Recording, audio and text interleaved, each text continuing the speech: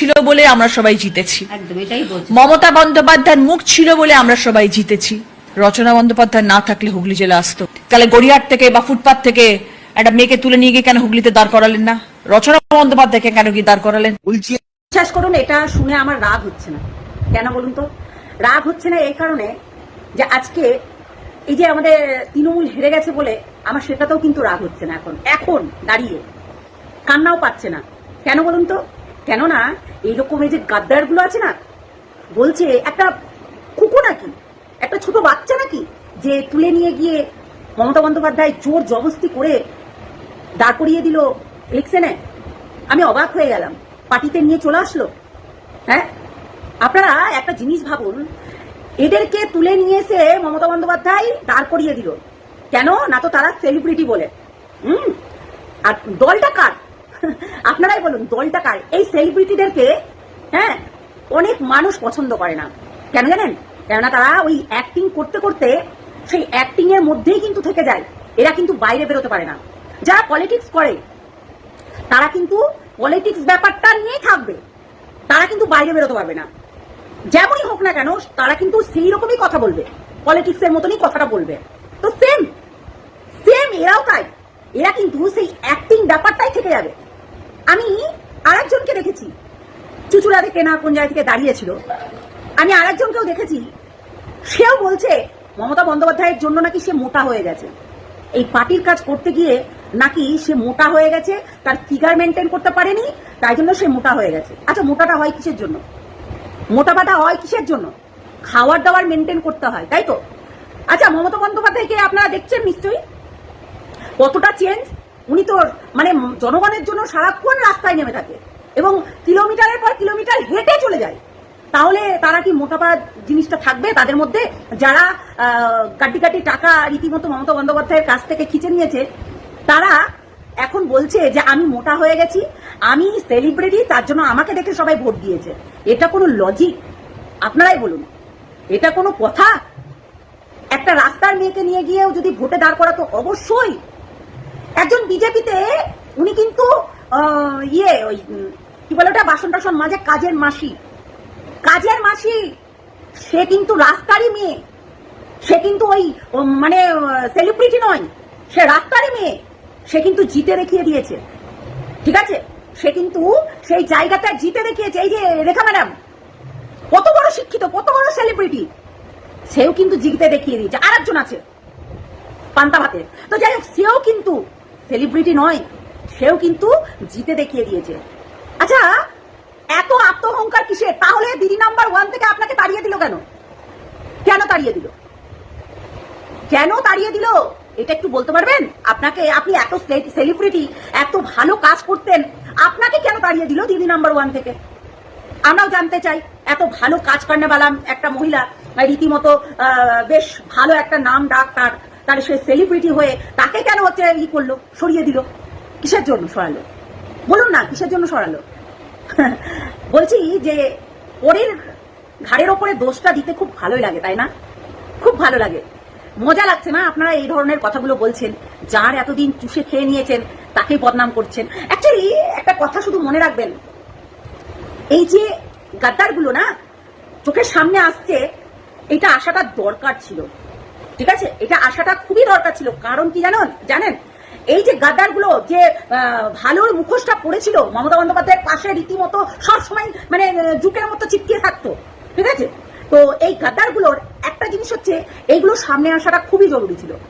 এটা কিন্তু মনে রাখবেন, না হলে চিনতেই পারতো না কে চোর, কে ডাকাত, কে চুরি করে, মানে পাশে থেকে বসে বসে চুরি করছে। হ্যাঁ, চুরি টুরি করে বলছে আরে ও চোর, ও আমি নয়। মানে খুঁজবি, তাই না? খুঁজবি। সত্যি এদের ভালোর মুখোশগুলো সব খুলে যাচ্ছে। হাসছিল না একদিন? হ্যাঁ, বললাম না, যারা অ্যাক্টিং করে তারা ভালো অ্যাক্টিং করতে পারে যে কোনো টাইমে, যে কোনো জায়গায়।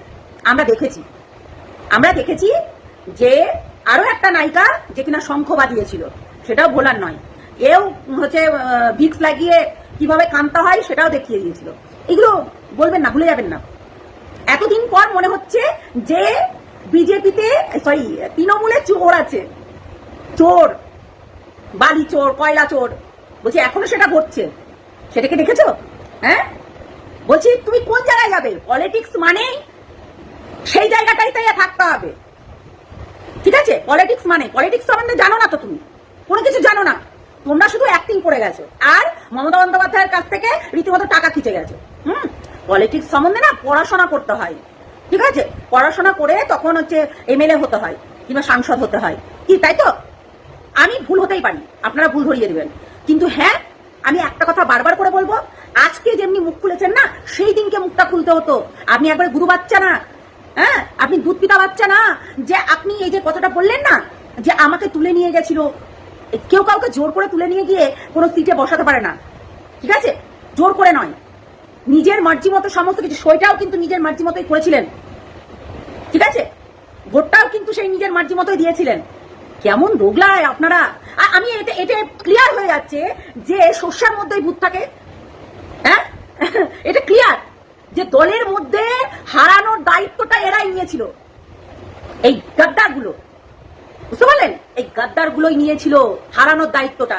আজকে মমতা বন্দ্যোপাধ্যায়কে হারিয়েছে এরা, এটা কিন্তু মাথায় রাখবেন, কেননা এদের বড় বড় কথাবার্তা শুনে যেটুকু মনে হচ্ছে এরাই হারিয়েছিল, বুঝেছেন?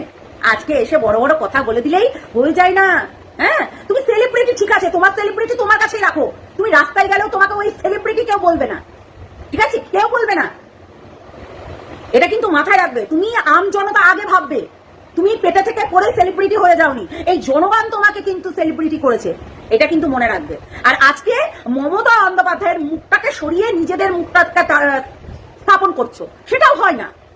মমতা বন্দ্যোপাধ্যায়কে না ওই একটা বয়স্ক মানুষে চেনে, তার ব্যবহার চেনে, তার হচ্ছে ক্রিয়েটিভিটি চেনে, আর আপনাদেরকে কেউ চেনে না, কেন আপনারা অ্যাক্টর, ঠিক আছে? অ্যাক্টিং করতে মাহির। আজকে ক্যামেরার সামনে এসে অ্যাক্টিং করে যাচ্ছেন, একবার ভেবে দেখেছেন যে যা যা বলছেন সেটা খুব ভালো বলছেন? লজ্জা লাগা দরকার, ঠিক আছে না? লজ্জা লাগা দরকার, নিজের প্রতি ঘৃণা জমান, লজ্জা লাগা দরকার, বুঝতে পারলেন? যেমনটা আজকে সেলিব্রিটি হয়েছেন এই জনগণের জন্য, তেমনটাই আজকে ভোটে দাঁড়িয়েছেন মমতা বন্দ্যোপাধ্যায়ের জন্য।